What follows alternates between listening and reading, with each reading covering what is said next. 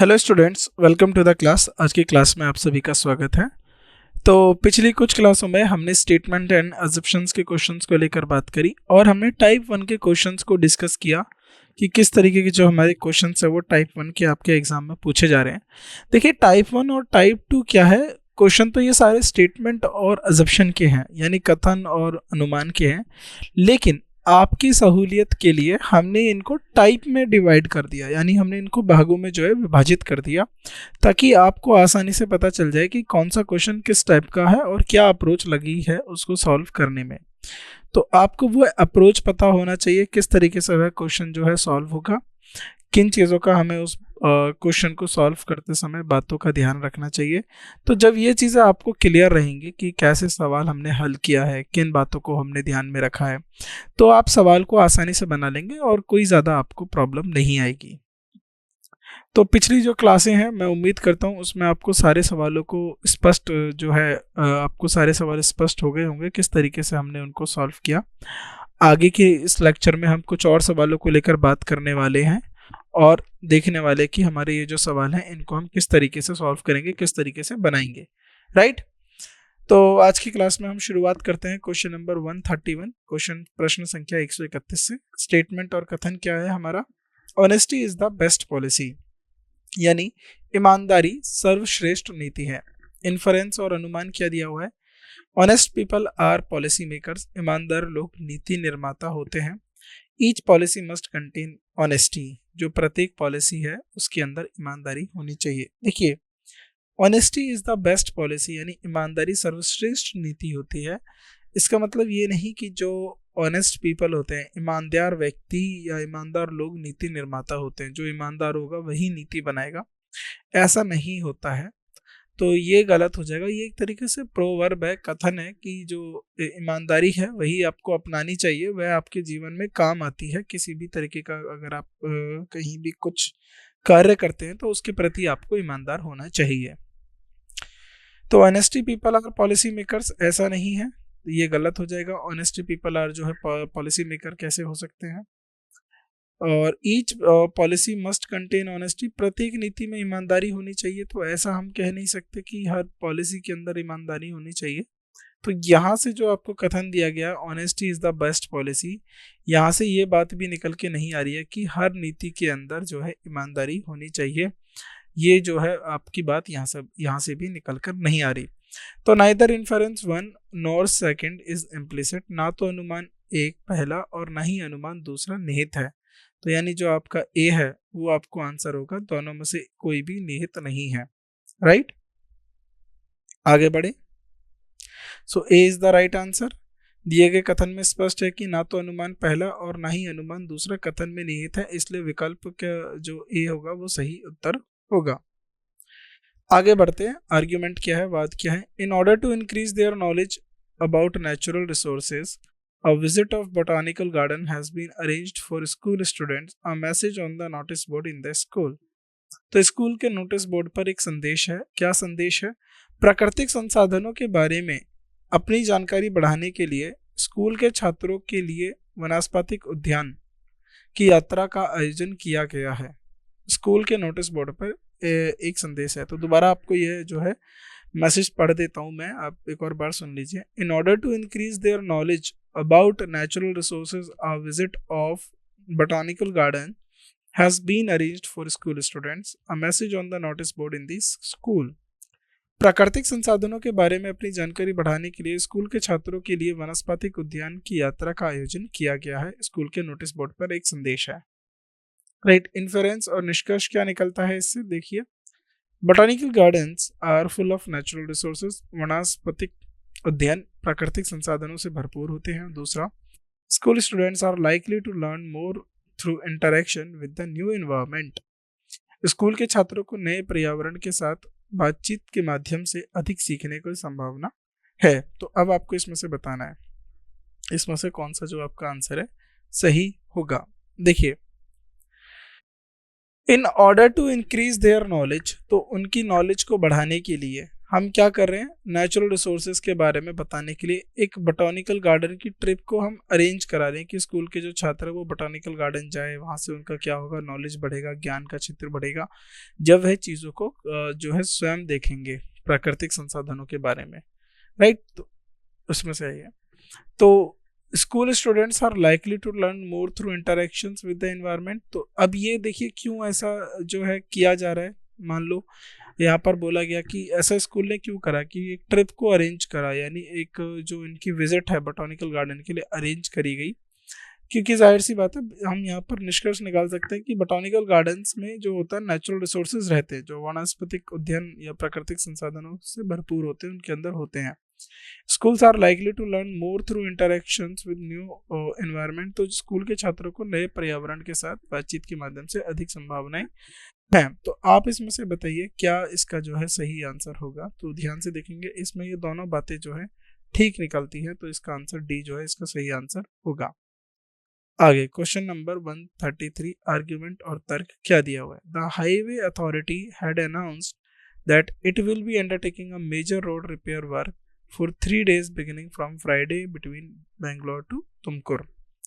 राजमार्ग प्राधिकरण ने घोषणा की है कि वह शुक्रवार से शुरू होने वाले 3 दिनों के लिए बेंगलुरु और तुमकुर के बीच मुख्य सड़क की मरम्मत का कार्य होगा। तो यह घोषणा क्यों की गई, क्योंकि शायद जो लोग यात्रा कर रहे हैं उन्हें पता होगा कि अगर कार्य, इन्हें पता चले कि यहाँ पर कार्य होने से जो यात्रा में समय है वो ज़्यादा लग सकता है, इस तरीके से इन्फ्रेंच। और निष्कर्ष क्या है कि people need to plan accordingly for their trip between Bangalore to and Tumkur, यानी लोग बेंगलोर और तुमकुर के बीच अपनी यात्रा को उचित रूप से योजना बनाने की आवश्यकता है। The authorities troubling citizens with unnecessary repair work. प्राधिकरण अनावश्यक मरम्मत कार्य से नागरिकों को परेशान कर रहा है। देखिए जब ऐसी कोई जानकारी दी जाती है कि जो है मरम्मत का कार्य चल रहा है, 3 दिन तक यह कार्य जो है चलता रहेगा, तो इससे क्या होता है कि अगर कोई व्यक्ति एक जगह से दूसरी जगह पर जा रहा है, यात्रा कर रहा है, तो वह इतना अपने जो है समय है उसको इतना शेष लेकर चलेगा कि यात्रा में किसी भी तरीके का प्रभाव ना पड़े, इतना वो अपने पास जो है प्लान करके चलेगा अपनी तरफ से। ये बात समझ में आई। तो ताकि लोग यात्रा कर सके, उचित रूप की इससे योजना बना सके, या तो उसी रास्ते से जाएंगे ज़्यादा समय लेके, नहीं तो कोई दूसरा जो अल्टरनेटिव ऑप्शन होता है, कोई और विकल्प है, उसका चयन करेंगे।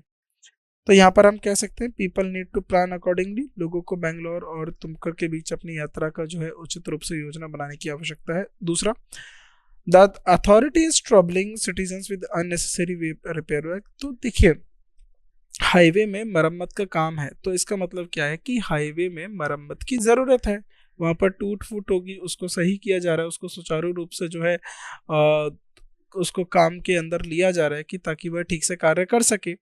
तो ऐसा नहीं है कि अथॉरिटी जो है बेवजह जो है लोगों को परेशान करना चाहती है, नहीं, वहाँ पर वाकई में मरम्मत का जो है काम है, उसकी ज़रूरत है, इसीलिए अथॉरिटी उसकी मरम्मत के कार्य को कर रही है। तो यहाँ पर केवल एक निष्कर्ष ही जो है हमारा जो कथन दिया गया उसका सही अनुमानित करता है।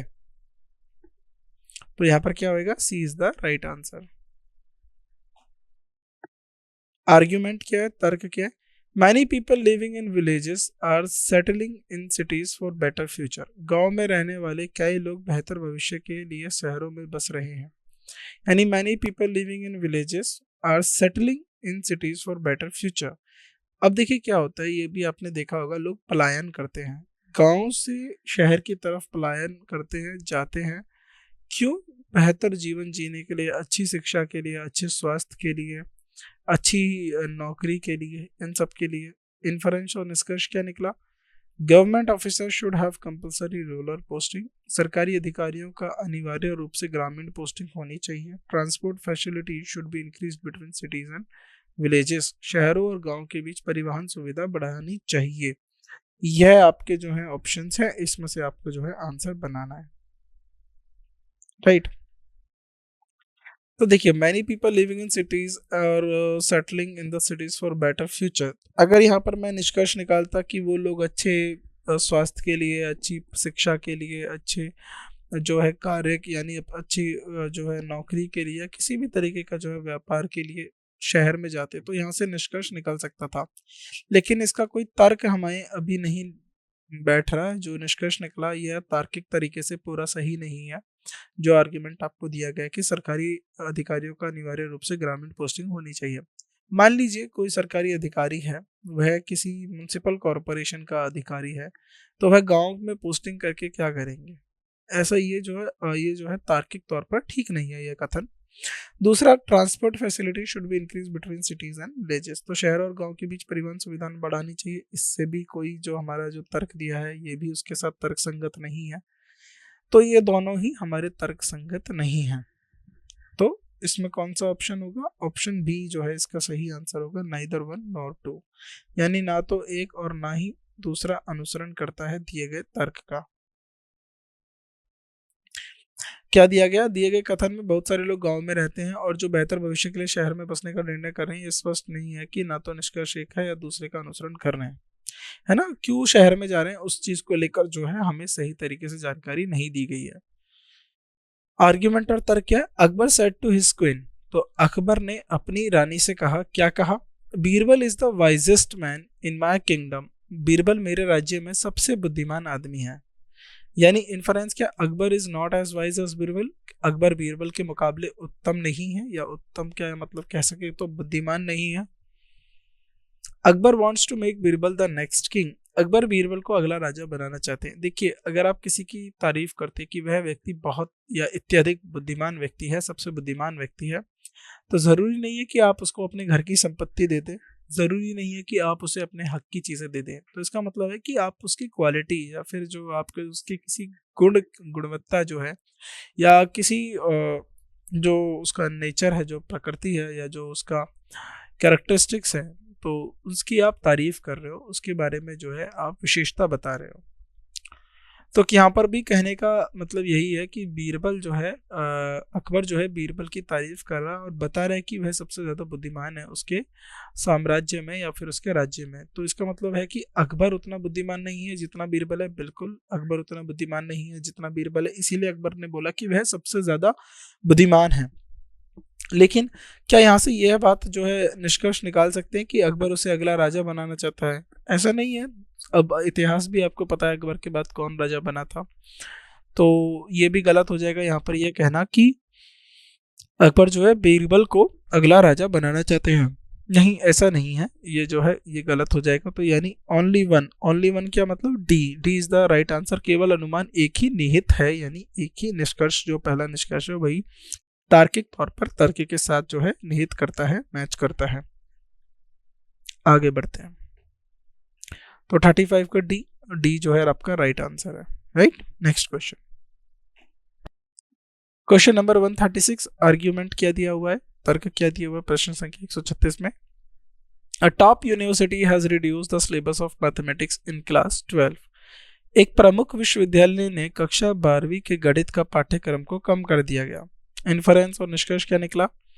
Student can score more marks than before in mathematics, छात्र गणित में पहले से अधिक अंक प्राप्त कर सकते हैं। दूसरा, this has been done to reduce the stress and burden of the students in mathematics, यह कार्य गणित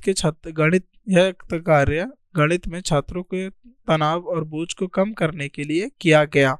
तो आपको बताने कि इनमें से कौन सा कथन टू है। देखिए, सिलेबस को कम कर देने से यह हमें नहीं पता चलता कि छात्रों के जो नंबर हैं या जो अंक तालिका है या जो प्रश्न जो अंक आ रहे हैं, तो उस अंक प्राप्ति में वृद्धि करने के लिए ये सब किया गया हो, ऐसा तो कोई यहाँ से निष्कर्ष नहीं निकाला जा सकता।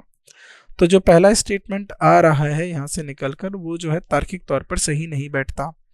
वहीं बात करें दूसरे स्टेटमेंट की, this has been done to reduce the stress and burden of the students in mathematics, तो बिल्कुल हम ये कह सकते हैं कि गणित को लेकर जो छात्रों में तनाव और बोझ रहता है उसको कम करने के लिए जो है किया गया हो, जिससे जो छात्र हैं वो ज़्यादा तनावपूर्ण महसूस ना करें खुद को और किसी भी तरीके का बोझ ना लें। तो जिससे क्या होगा कि उनकी जो क्रिएटिविटी है और जो उनका जो विकास है वो संपूर्ण तरीके से हो पाए और वह अच्छे से जो है ध्यान केंद्रित होकर अपनी शिक्षा का जो है ग्रहण करें। तो दूसरे को जो है हम कह सकते हैं, दूसरा निष्कर्ष तार्किक तौर पर हमारे दिए गए तर्क के साथ संबंध रख सकता है। तो यहाँ पर ऑप्शन में क्या होगा? ओनली वन, यानी सी जो है आपका सबसे सही आंसर रहेगा। यानी ऑप्शन टू, यानी सॉरी यह कार्य मतलब टू, सी नहीं, सेकंड आपका जो है वही आ रहेगा, केवल अनुमान दो है, निहित रहेगा। ए इज द राइट आंसर। दिए गए बयान के अनुसार केवल अनुमान दूसरा बयान में निहित है, क्योंकि यहाँ पर निश्चित नहीं है कि छात्र पहले से अधिक अंक प्राप्त कर पाएंगे, लेकिन यह निश्चित है कि पाठ्यक्रम की कमी के कारण गणित में छात्रों का तनाव और बोझ कम किया जा सकता है। तो ये बात निश्चित तौर पर है। आगे बढ़ते हैं। आर्ग्यूमेंट क्या है? प्रश्न संख्या 137 यानी क्वेश्चन नंबर 137, आर्ग्यूमेंट बात क्या है, तर्क क्या दिया हुआ है? Due to this pits in the city a large number of people are unable to reach the airport on time. शहर में मौजूद गड्ढों के कारण बड़ी संख्या में लोग समय पर हवाई अड्डे तक पहुंचने में असमर्थ हैं। तो शहर में गड्ढे के मौजूद मतलब शहर में गड्ढे का मतलब क्या है? यानी शहर की जो सड़कें हैं उन पर गड्ढे जो है वो बहुत संख्या में ज़्यादा हैं।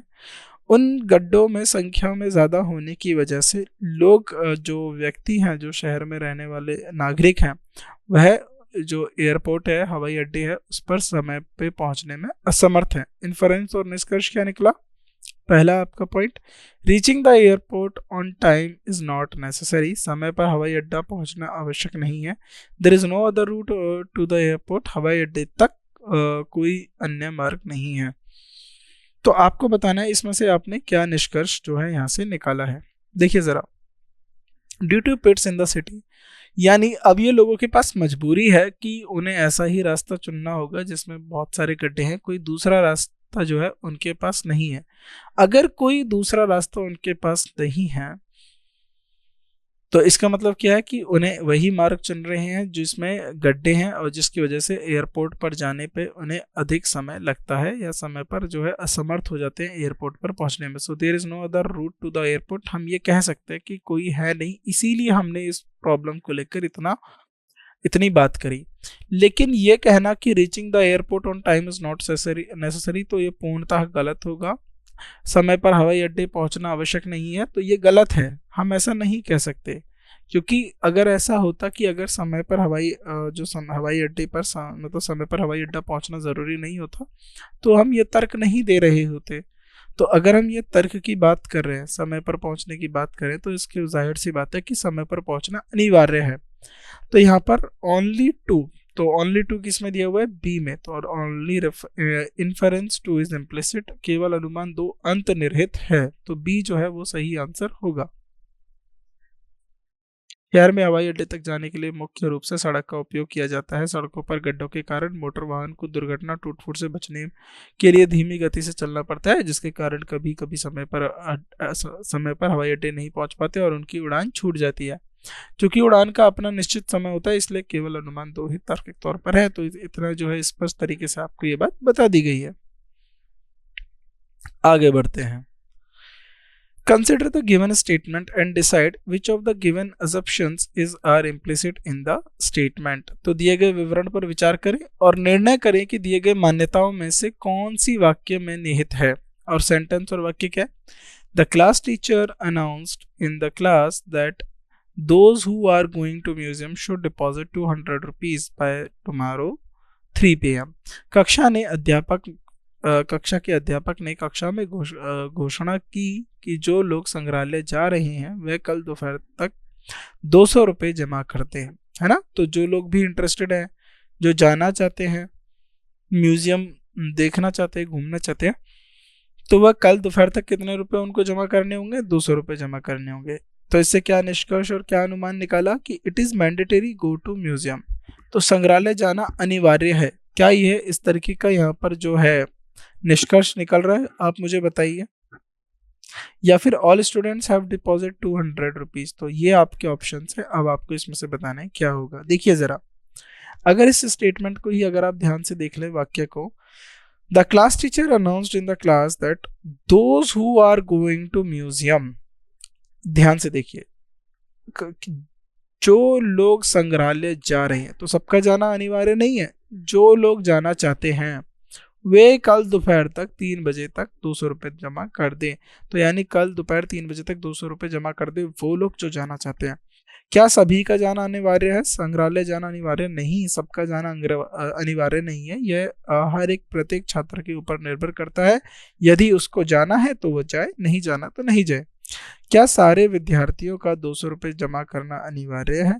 सभी छात्रों को 200 रुपये जमा करने चाहिए? तो ऐसा भी नहीं है। वह व्यक्ति या वे छात्र जो है 200 रुपये जमा करेंगे जिन्हें संग्रहालय जाना है। तो ये दोनों चीजें एजप्शन नहीं है, तो डी इसका जो है सही आंसर होगा। Neither assumption 1 nor 2 is implicit. ना तो धारणा पहली और ना ही दूसरी अंतर्निहित है। तो क्वेश्चन नंबर 38 हो गया हमारा। अब आगे बढ़ते हैं क्वेश्चन नंबर 139, प्रश्न संख्या 139। सेंटेंस वाक्य क्या दिया हुआ है? It is desirable to start writing from 6 years of age. यह वांछनीय है कि 6 वर्ष की आयु से लेखन शुरू करना, है ना। इन्फरेंस और अनुमान क्या है? Working skills are well developed by 6 years of age. काम करने की क्षमताएं 6 वर्ष की आयु तक अच्छी तरह से विकसित हो जाती हैं। Children can not write before 6 years of age. बच्चे 6 वर्ष की आयु से पहले लिख नहीं सकते, ये आपको बताना है। देखिए यहाँ पर जो बोला गया इट इज डिजायरेबल, वांछनीय है, यह है वांछनीय है। इट इज डिजायरेबल क्या कि टू स्टार्ट राइटिंग, लिखना शुरू कर देना चाहिए। कब से? 6 वर्ष की आयु से, यानी फ्रॉम 6 years ऑफ एज, यानी 6 वर्ष की आयु से लेखन शुरू करना चाहिए। तो क्या जो व्यक्ति या जो बच्चा 6 वर्ष से छोटा है, क्या वह लिखता नहीं है? नहीं, बहुत सारे बच्चे होते हैं जो 6 वर्ष से कम उम्र में भी लिखना शुरू कर देते हैं। तो children can not write before 6 years of age, ये तो पूर्णतः गलत हो जाएगा। हम ये बात नहीं कह सकते कि 6 वर्ष की आयु से कम वाले जो बच्चे होते हैं वो नहीं लिख पाते, तो ये गलत हो जाएगा। लेकिन 6 वर्ष की आयु से लेखन कार्य शुरू करना चाहिए, यह वांछनीय है। क्यों? क्योंकि जो वर्किंग स्किल्स हैं वह 6 years तक जो है डेवलप हो जाती है, यानी काम करने की क्षमताएं 6 वर्ष की आयु तक अच्छी तरह से विकसित हो जाती है। तो पहला वन जो है ये ज्यादा जो है अनुमानित है। ये जो निष्कर्ष पहला निकला है वो सेंटेंस के साथ ज्यादा जो है तार्किक तौर पर सही बैठता है। तो फर्स्ट इज द राइट, यानी डी जो है सही आंसर होगा। ओनली इन्फेरेंस 1 इज इम्प्लिसिट, केवल अनुमान एक स्पष्ट तौर पर दिया गया है, बताया गया है। राइट, आगे बढ़ते हैं। एक प्रश्न संख्या 140, स्टेटमेंट क्या है, कथन क्या है? You are expected to be honest in front of the advocate and instruction to be followed in front of the defense lawyer. कथन, आपसे अपेक्षा की जाती है कि आप वकील के सामने ईमानदार रहें और बचाव पक्ष के वकील के सामने निर्देशक का पालन करें। You are expected to be honest in the front of advocate and instructions to be followed in the front of defense lawyer. Inference, अनुमान क्या है? Unless questioned, the client tends to hide certain vital facts to save themselves. जब तक सावधान ना किया जाए, ग्राहक जो क्लाइंट होता है, यहाँ पर जो व्यक्ति है जिसके ऊपर ये जो मुकदमा चल रहा है, खुद को बचाने के लिए कुछ महत्वपूर्ण तथ्य छिपा लेते हैं। At times, the vital facts are required to strategize the defense argument. कभी कभार बचाव तर्क की रणनीति बनाने के लिए महत्वपूर्ण तथ्यों की आवश्यकता होती है और आपके पास ये ऑप्शंस दिए हुए हैं। जरा ध्यान से देखिए, जब ये स्टेटमेंट या एक तरीके की वार्निंग या क्वेश्चन जो है कॉशन किया जा रहा है, you are expected to be honest, आपसे उम्मीद की जाती है कि आप क्या रहोगे? ऑनेस्ट रहोगे, ईमानदार रहोगे। In front of the advocate and instructions to be followed, तो जो एडवोकेट है उसके सामने आपको ऑनेस्ट रहना है और जो इंस्ट्रक्शंस है उनको क्या करना है? मानना है। Followed in front of defence lawyer, तो आपसे अपेक्षा की जाती है कि आप वकील के सामने ईमानदार रहें और बचाव पक्ष के वकील के सामने निर्देश का पालन करें। तो इसका मतलब क्या है कि मान लीजिए जब तक आपको सावधान ना किया जाए तो व्यक्ति क्या करता है? खुद को बचाने के लिए कुछ जो जरूरी तथ्य होते हैं उनको छुपा लेता है। तो ये क्या जो पहली स्टेटमेंट है, क्या मैं इसे सही मान सकता हूँ? बिल्कुल सही मान सकते हैं, क्योंकि कभी कभार व्यक्ति का ऐसा स्वभाव होता है वह बचने के लिए जरूरी तथ्यों को छुपा लेता है। At times, the vital facts are required to strategize the defense argument. तो कभी कभार बचाव तर्क की रणनीति बनाने के लिए महत्वपूर्ण तथ्यों की आवश्यकता होती है। तो बिल्कुल, तो कभी कभार क्या होता है? बचाव करने के लिए या बचाव की रणनीति बनाने के लिए जो हमारे पास महत्व क्या होते हैं, जो तत्व होते हैं, जो क्या होते हैं कि जो रिक्वायर्ड होते हैं, उनकी हमें आवश्यकता होती है कि किस तरीके से जो है उनको बचाया जा सके। किसी भी व्यक्ति को, राइट। आगे बढ़ते हैं। तो ए ऑप्शन जो है सबसे सही ऑप्शन है। अनुमान एक पहला और दूसरा दोनों निहित है, राइट। आगे बढ़ते हैं।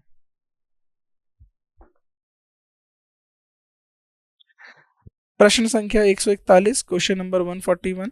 क्या दिया गया है आपको? Consider the given arguments and decide which of the given inference is are implicit. तो दिए गए तर्क पर विचार करें और निर्णय लें कि कौन सा सादिया गया अनुमान निहित है ना। आर्ग्यूमेंट और तर्क क्या है? An army general said to the soldier shout shoot now. सेना के एक जनरल ने सिपाही से कहा अभी गोली मारो। अनुमान और इन्फरेंस किया the soldier knows where and whom to shoot. सिपाही को पता है कि कहाँ और किसको गोली मारनी है। The army general does not know to shoot. सेना का जनरल गोली चलाना नहीं आता। तो ये आपके जो है ऑप्शंस दिए गए हैं, आपको बताने हैं। तो जरा से ये तो बहुत आसान सा है, बस एक कल्पना करो कि एक जंग का मैदान है। तो एक तरफ दोनों तरफ सेनाएं खड़ी हैं और जो सेना को लेकर हम बात कर रहे हैं वो खड़ी हैं, और जो आर्मी का कमांडर है, जो सेना का जनरल है, जो सेनापति है, उसने आदेश आदेश दिया गोली चलाओ। तो जाहिर सी बात है जब उसने ये बोला कि अभी गोली चलाओ या अभी गोली मारो, तो जाहिर सी बात है हर प्रत्येक सिपाही को पता है कि कहाँ पर गोली चलानी है, किसके ऊपर गोली चलानी है। तो जाहिर सी बात है सिपाही को पता है कि कहाँ और किसे गोली मारनी है और कहाँ किसे गोली चलानी है। तो ये जो है निष्कर्ष यहाँ से जो निकल रहा है बिल्कुल तार्किक तौर पर हमारे कथन के साथ सही बैठता है। क्या हम ऐसा कह सकते हैं कि अगर जनरल ने और सेनापति ने यह आदेश दिया गोली चलाओ, तो इसका मतलब यह है कि सेनापति को गोली चलाना नहीं आता? ये तो बेबुनियाद है।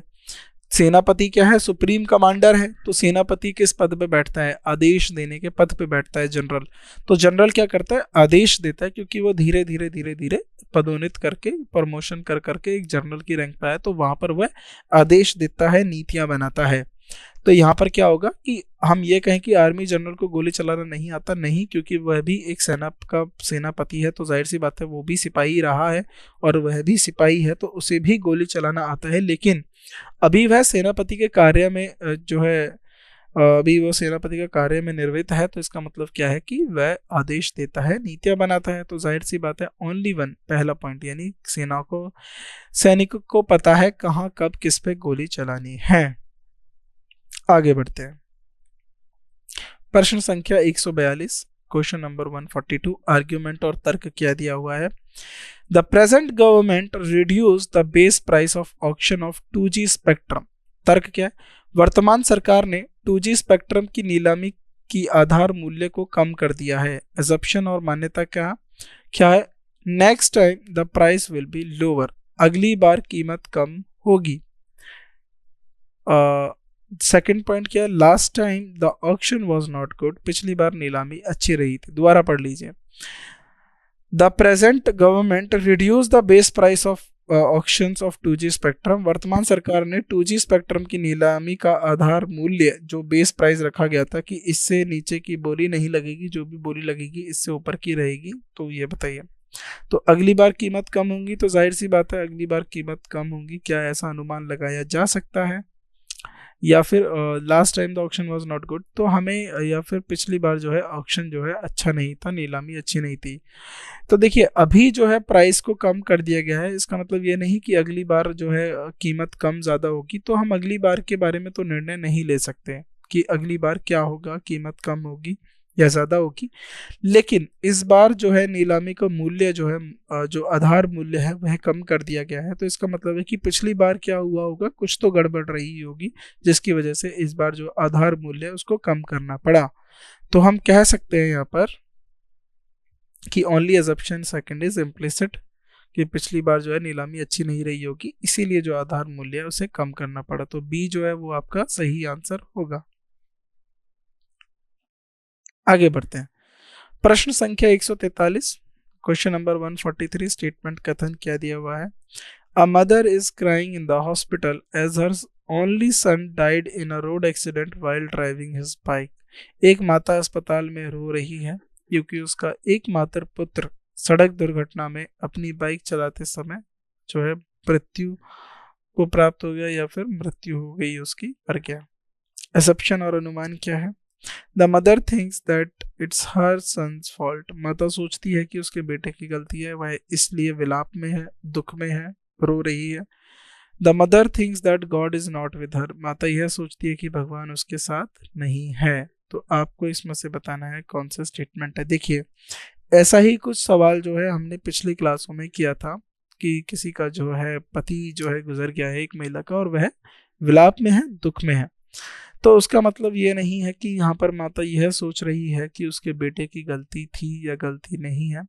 वह उसकी मृत्यु पर दुख जता रही है, वह अपनी पीड़ा बयां कर रही है। उसके मृत्यु होने की वजह से जो उसको पीड़ा हो रही है, वह उस वजह से जो है रो रही है। और उसका वजह से जो उसका एकमात्र पुत्र था, अब उसके जीवन में कोई और नहीं है, कोई और पुत्र नहीं है। और जो उसके लेकर वह जितना स्नेह था, उस स्नेह की वजह से या फिर उसको खोने की वजह से उसके अंदर जो पीड़ा है वह आ रही है। तो यहाँ माता ये नहीं सोच रही है कि भगवान उसके साथ नहीं है, ना ही वह ये सोच रही है उसके बेटे की गलती थी। वो तो उसके जो दुख है उसकी मृत्यु का, जो उससे अलग हुई है, उसका विलाप है, उसका दुख है, उस वजह से वो माता वहां पर रो रही है, अपना दुख जो है बता रही है। तो यहाँ पर क्या होगा? नाइदर वन, यानी neither first nor second assumption is implicit. ना तो पहला और ना ही दूसरा अनुमान निहित है। तो ए ऑप्शन जो है यहाँ पर आंसर होगा।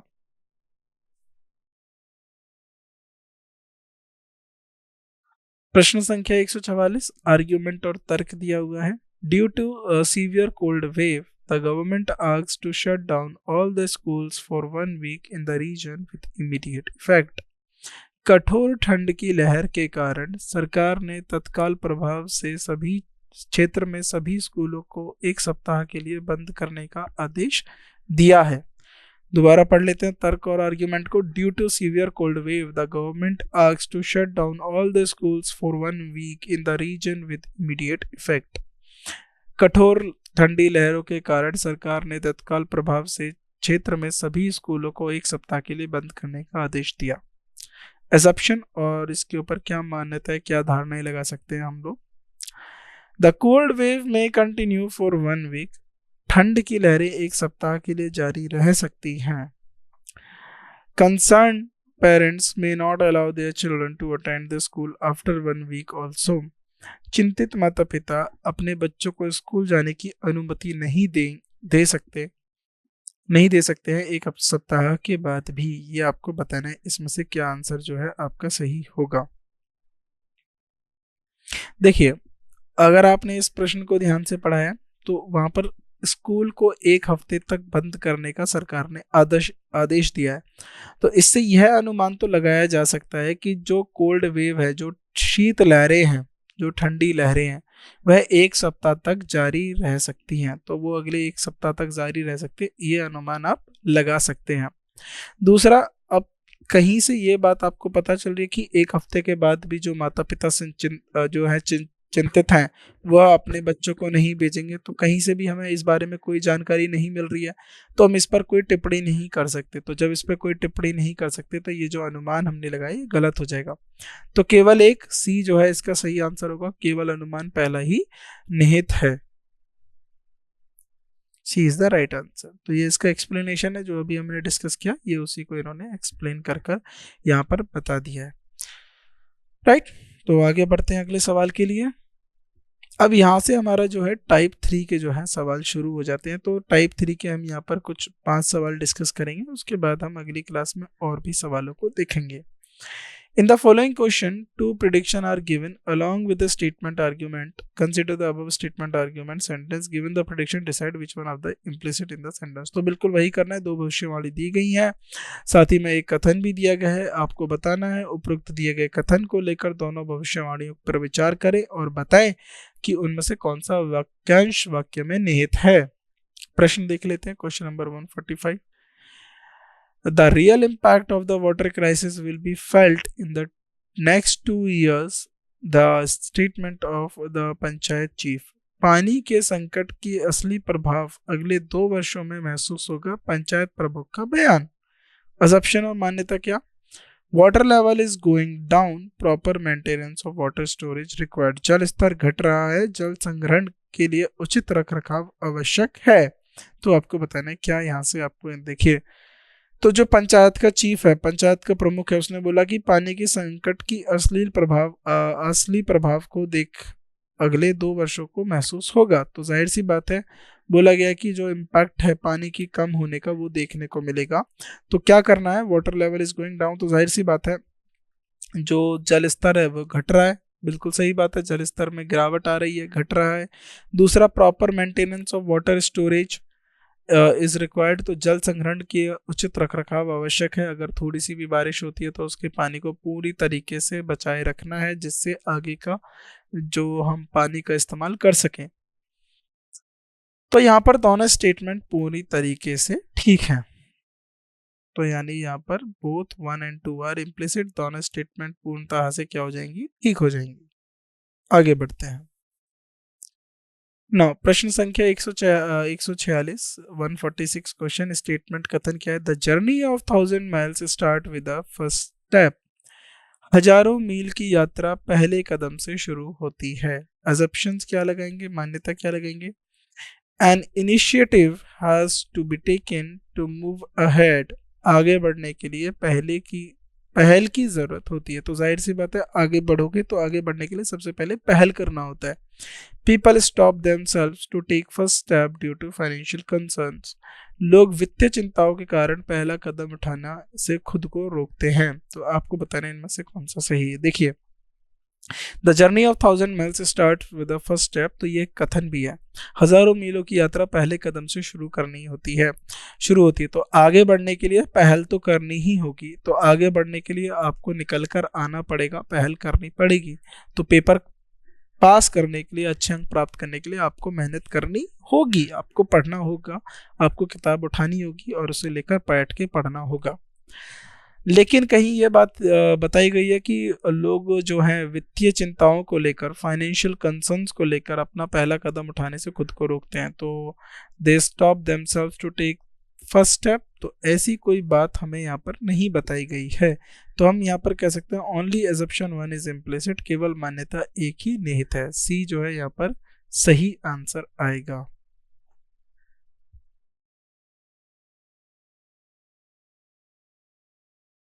आगे बढ़ते हैं। क्वेश्चन नंबर 147, कथन 147, स्टेटमेंट और कथन क्या है, एक्स टोल्ड वाई, एक्स ने वाई से कहा, क्या कहा, I want to do research on the artificial behavior of teenagers that comes from the use of Facebook and Instagram.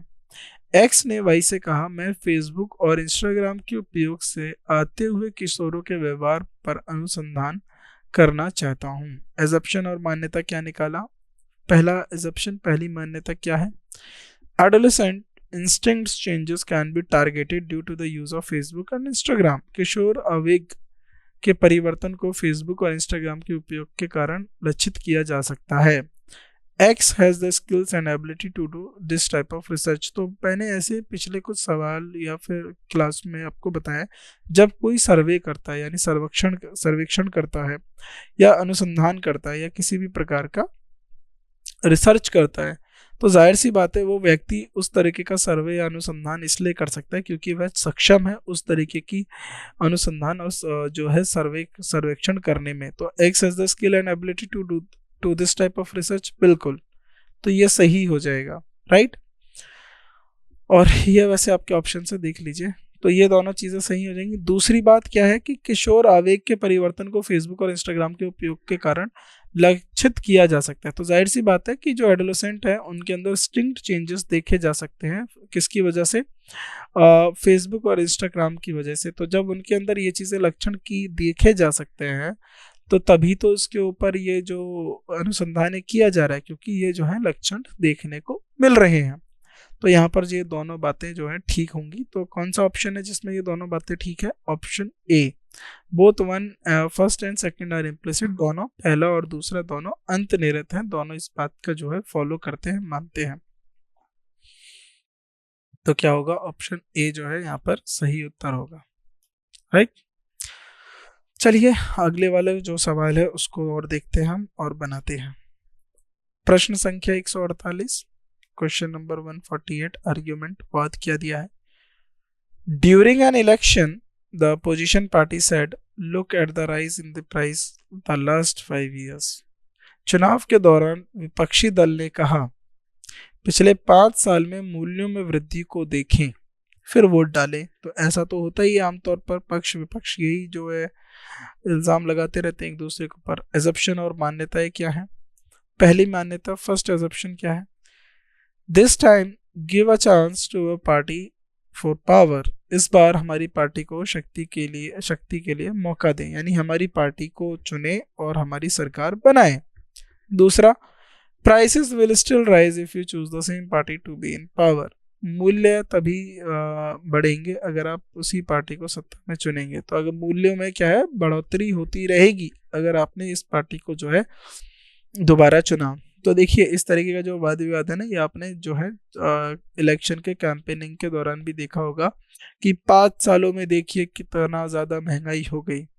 आप हमें एक बार मौका दीजिए, फिर देखिए कि हम महंगाई को दोबारा नीचे ले आएंगे, महंगाई को कम कर देंगे। अगर आपने इन्हीं पार्टी को दोबारा चुना तो इसी तरीके से जो महंगाई की मार है आपको देखने के लिए मिलेगी। तो इस तरीके से जो है पक्ष विपक्ष चलता रहता है, वाद विवाद चलता रहता है, पार्टियों में ये बातें होती रहती हैं। तो यहाँ पर ये जो बात कही गई है, जो कथन दिया गया है, पिछले 5 सालों में वृद्धि को देखें, ऐसा विपक्ष ने कहा है। तो वो यह भी कहना चाहता है, वह उसके पीछे यह भी मान्यता या यह भी धारणा हो सकती है कि हमें मौका दे सरकार बनाने का, तो हम जो है मूल्य उनको कम कर सकते हैं। और उसके पीछे ये भी उद्देश्य हो सकता है कि अगर आपने इसी सरकार को दोबारा चुना, इसी पार्टी की सत्ता को आप दोबारा चुनते हैं, तो जाहिर सी बात है आपको मूल्यों में लगातार बढ़ोतरी देखने के लिए मिलेगी। तो यहाँ पर दोनों बातें जो है वो ठीक तरीके से दी गई हैं। तो बोथ 1 and 2 आर इम्प्लिसिट, दोनों बातें अनुमानित हैं।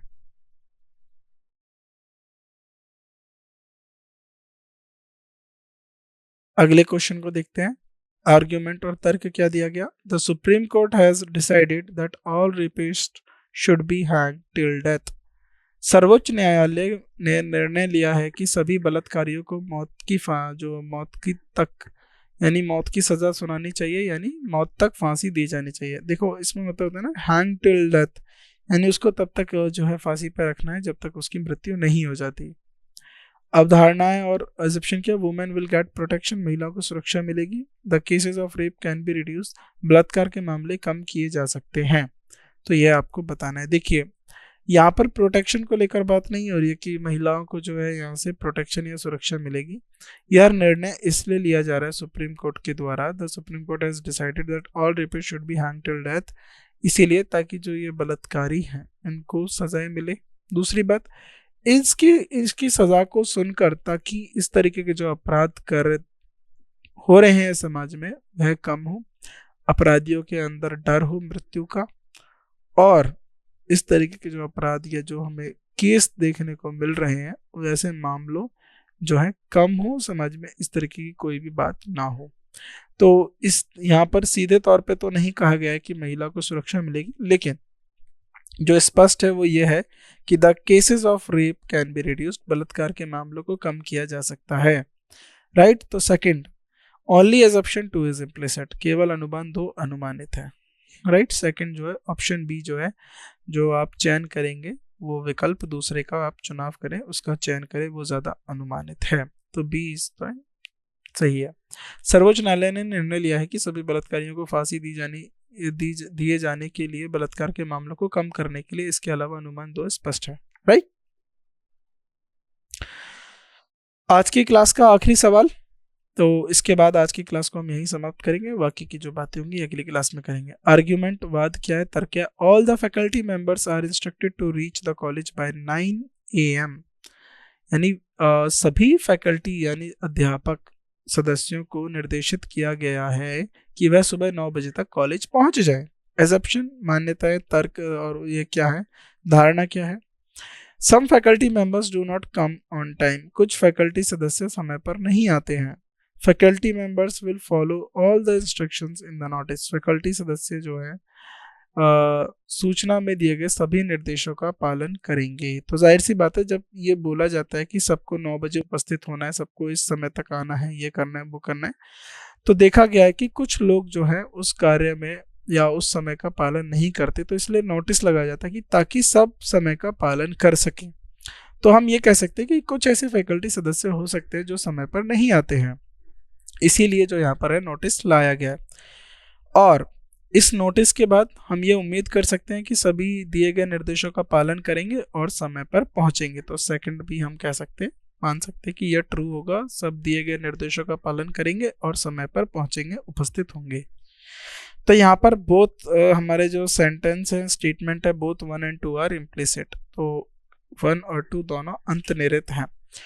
तो यहाँ पर हमने 150 सवाल आपके साथ जो है डिस्कस कर लिए इस चैप्टर के, और 2 जो टाइप हैं वो हमने पूर्णतः समाप्त किए। लगभग सारे टाइप एक जैसे ही हैं, और इसके बाद अगला और आखिरी टाइप होगा, तो इसके बाद हम इसके ऊपर कुछ और हमारी क्लासेस होंगी, फिर ये जो हमारा चैप्टर है यहाँ पर समाप्त हो जाएगा। तो मैं उम्मीद करता हूँ आपको ये चैप्टर समझ में आ रहा होगा, किसी भी तरीके की जो है समस्या आपको नहीं आई होगी। तो ऐसे ही सवालों का आप निरंतर अभ्यास करते रहिए, आपकी परीक्षा में पूछे जाएंगे, आप आसानी से ये सवाल बना सकते हैं, कोई भी दिक्कत नहीं होगी। बाकी आपसे मुलाकात करेंगे हम अगली क्लास में। आप सभी का शुक्रिया और धन्यवाद हमसे जुड़े रहने के लिए। ऐसे ही पढ़ाई करते रहिए, निरंतर अभ्यास करते रहिए। आपसे मिलते हैं हम नेक्स्ट क्लास में। Thank you so much.